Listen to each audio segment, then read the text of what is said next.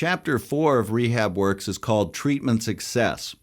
And we're going to jump ahead right now and focus on a short little section that I think is valuable for you to hear right up front at the beginning of this as you begin this course and go through this process so that you have an idea of maybe where this is heading. In this section, I presented 2 case studies of treatment clients I'd worked with, and I'm presenting it from the perspective of how their parents participated in treatment and how we regarded treatment success from that perspective. One of the kids came to IOP, and it was clear right at the beginning that she was looking at pictures of pot on her phone, and she said, it's not a problem for me to look at pot. I don't get triggered. The first weekend, they let her stay out over at a friend's house, and she went to a party where her using friends were, and she was saying things like, it's fine, I can be around other kids that are using and not be triggered.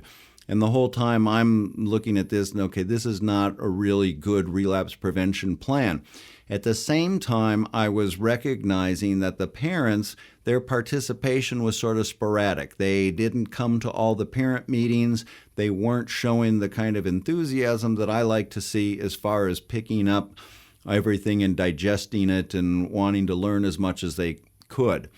Eventually, this got to the point, and I wasn't surprised, they pulled her out of IOP before she had successfully completed. I thought that she was really not doing well at all because, there was a lot of slippery behavior going on, but the parents thought that she was doing well. And I was aware there were some significant problems between mom and dad was a problem, and mom was sort of stuck between, and mom sort of saw that, but she was afraid of doing what she needed to do to address dad's issues. And eventually they pulled her out of treatment, saying they were going to just put her in with individual therapy. Now, she was sober. She had not relapsed, and this was about 5 weeks after she had gotten out of residential treatment.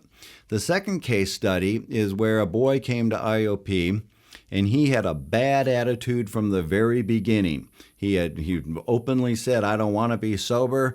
I don't have any interest in any of this stuff.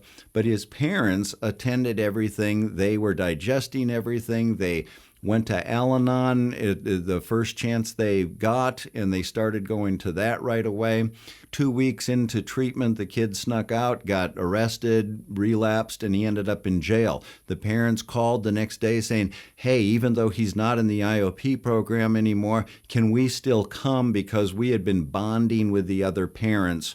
And then from the counsel that they'd been getting from the various people, the other parents in the program, the people that were meeting in Al-Anon, they arrived at a conclusion when they had to make a decision about what to do with their boy. You know what? They left him in jail and let him go through the jail treatment program. And the kid was pretty surprised. It was like, oh, who are these people? These are not the parents I've been used to who've been enabling me.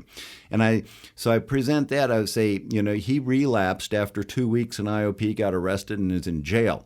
And then I pose the question, which would you regard as more successful? 5 weeks sober after treatment, the first case, but didn't complete IOP and lots of slippery behaviors, and the parents were not really on board, or the kid who relapsed and was in jail 2 weeks out of residential treatment.